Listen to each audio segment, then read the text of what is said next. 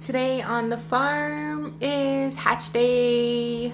This is our first group, and we got two. So check this out. Where are they? There they are. Hello, little babies. Hello. So this first group, we took some fertile eggs from our girls in the barn.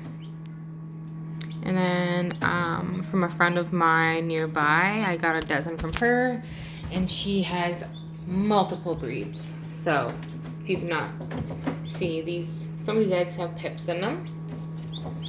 Now a pip is actually when they break through the membrane and then have that first crack at the shell. That's called a pip. Let's see if we can find one. Here we go. If it will focus. See that little, that's called a pip. So that's the very first break they get through the shell. Sometimes they'll take a break. Other times they'll just go right at it. So this little guy keeps trampling over his new friend.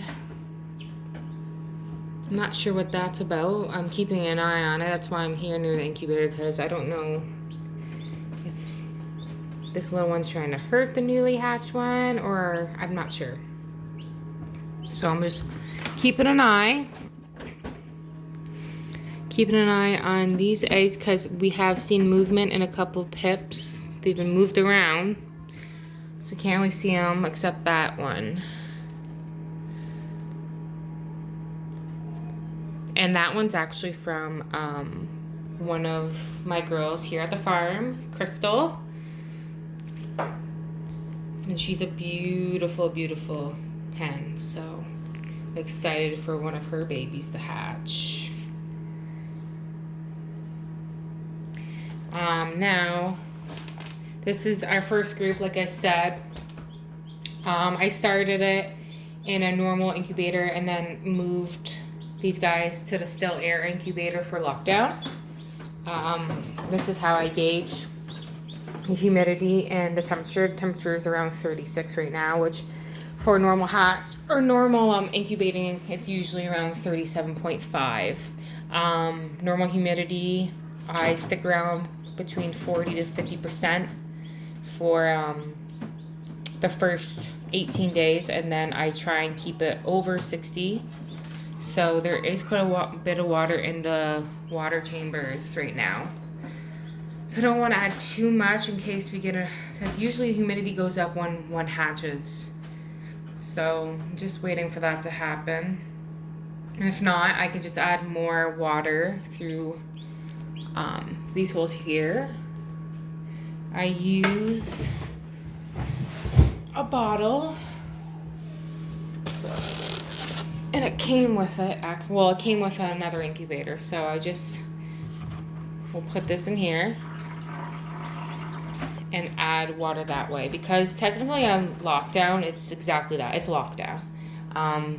If you open the incubator up, you risk that humidity going down too quickly, and what happens is the membrane will dry up and they will have either a hard time hatching or they won't hatch.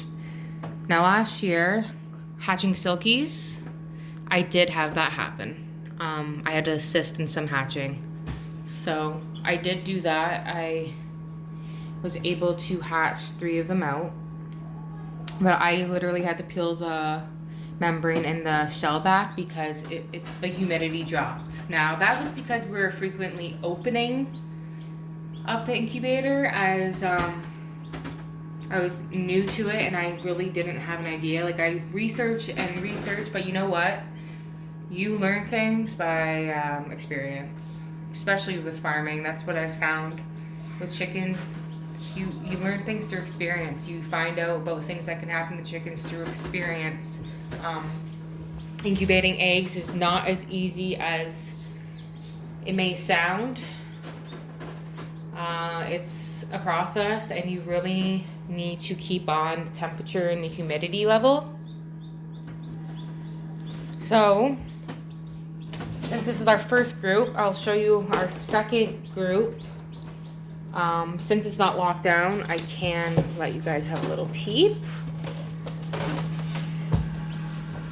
There we go. So if you can't tell, this is a much larger group. I picked up some eggs around Tilbury, and I know I got a dozen of barred rock, so I'm really excited about those. But then the others, it's just assorted. So there's olive eggers, there's Easter eggers in there. I believe there's a couple copper morans. All breeds that we do not have here on the farm yet. We have Silkies, we have Rhode Island Reds, we have White Leghorn, and then we have Crystal, who I believe is a Lavender Orpington. I believe that's how you pronounce it, but that's, she's a really nice looking hen. She is like the gray color, and she lays very nice big eggs. And she probably lays an egg almost every single day. So she is right up there with our Leghorn, which is nice to see. Our Silky, I did manage to get one Silky egg in here. My girl Bonnie that was attacked by the hawk that I've talked about in previous videos, she lays quite well. So that's one of her eggs there. And there was a little pip on the side. I don't know if you can see it. No, you won't be able to see it right now, but there was a pip, so I am hopeful that that Silky's going to hatch. And Bonnie is a pure white Silky. I got her from a trade poultry day. Came with her partner Clyde. Yep, Bonnie and Clyde, which I've talked about before. So it would be nice to see a pure white Silky come out of there, because my other Silkies are painted, or I have a couple black Silkies. So that's what's going on the farm today. We have this set up in our kitchen. It's minus 20 right now, so you know what? Doing this whole process in the garage or in the basement where I would usually do it's just not happening. It's too cold. So in the kitchen it is, and you know what? The kids have had a blast watching them hatch. So I'm quite happy about it. These incubators have been really great so far, especially this big one. It holds up to, I believe, I want to say 65 eggs. Now it depends on what kind of eggs you're hatching, right? So I do have mostly chicken. No, all of them are chickens, but I do have some Silkies. So those are a little bit smaller eggs. But if you were to hatch quail, you'd probably get closer to 100. But if you were to hatch turkeys, you're probably only going to do between 30 and 40. Now, ducks are a little bit bigger than chicken egg, but a little bit smaller than turkeys. So that's just how you figure that out, how many eggs are going to fit in the incubator by size. And you want them to be all comfortable. You don't want too many. I mean, there is quite a bit in there. I believe we're sitting at 39. I did take a couple quitters out the other day when I candled them. And I know there's some others that are questionable, so I'm hoping for at least 30 to hatch out of that group. That'd be fantastic. So I may as well let you guys know who's out there at the barn now. Last week, I have not made a video in a while, but last week we made a trip up to Strathroy, Ontario. Well, St. Mary's, Ontario, but that's where it's near. It's a little town near London, Ontario. And there was 2 pot-bellied pigs that were free for rehoming.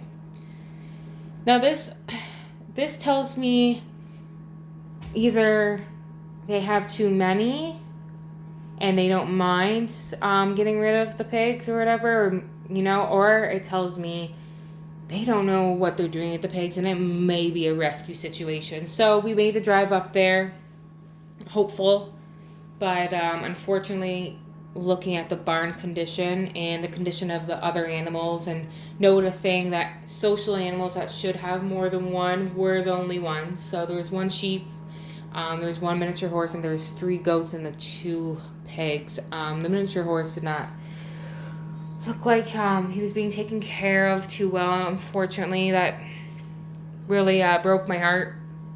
And the sheep was all by itself, which it's not good for sheep.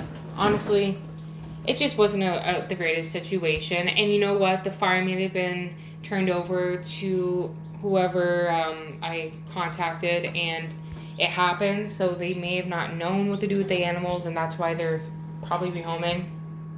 I think about those other animals quite often, but hey, you can't save them all. But I did get those boys out of that situation, and I will give an updated video in the barn on our 4 pigs now and the chickens inside the barn. It's been really cool temperatures, like I said, but those male pigs, they unfortunately had mange pretty badly. So I contacted my friend. We got some treatment, and we've been treating them. But the girls happened to catch the mange because apparently it's pretty contagious. If you're not aware what mange is, it is caused by mites. And you'll see it in foxes and coyotes. And what happens is the mites take over so much, and they are so itchy. They start scratching. It'll give them open wounds. They'll scab. It's just not a good situation for them.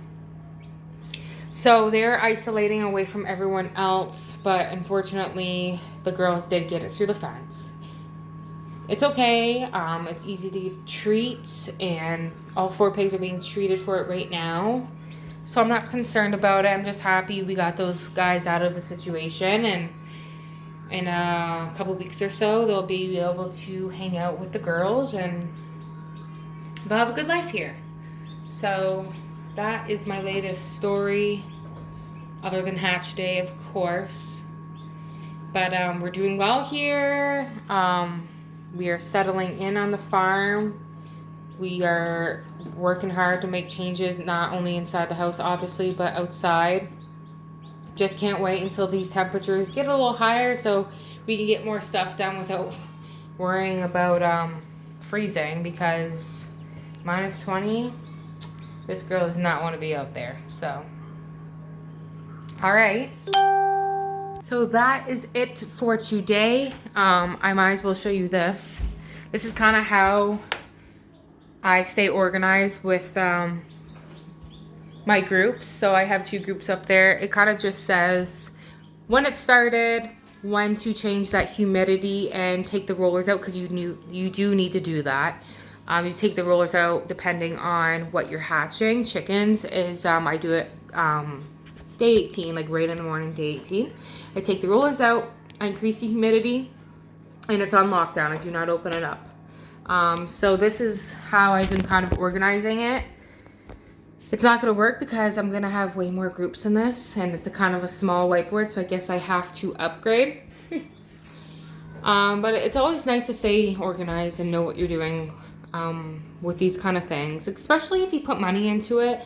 Like this incubator, it was not cheap. The eggs, depending on the breeds, they can be expensive. So you don't want to throw these eggs in an incubator and not have a good hatch rate, because that's wasting money. And to me, that's not why we farm, right? We're farming to live off our land. That's what we're trying to do. We're trying to, have enough eggs, and eventually we will be raising meat chickens, but they'll be separated from our normal flock, because our normal flock, we've, kind of created relationships with these guys, and we love them, and they're part of our farm family. So it's a great way of living. So I have not one regret. I love it out here. I just can't wait to show you guys what we are planning to do, and I will keep you updated, and I promise to upload more videos because I've been slacking. So again, hatch day at the farm, And we have new friends, the 2 new pigs. So we have 4 pot-bellied miniature pigs. We have our 2 ducks because we did rehome our Muscovy Pickles. He wasn't getting along and didn't have any girlfriends here, so we brought him to my friend's farm, and he has 8 girlfriends, so he's doing well. He's doing well. So we have the 2 ducks, and then we have, I believe it's 17 chickens. 4 of those are roosters.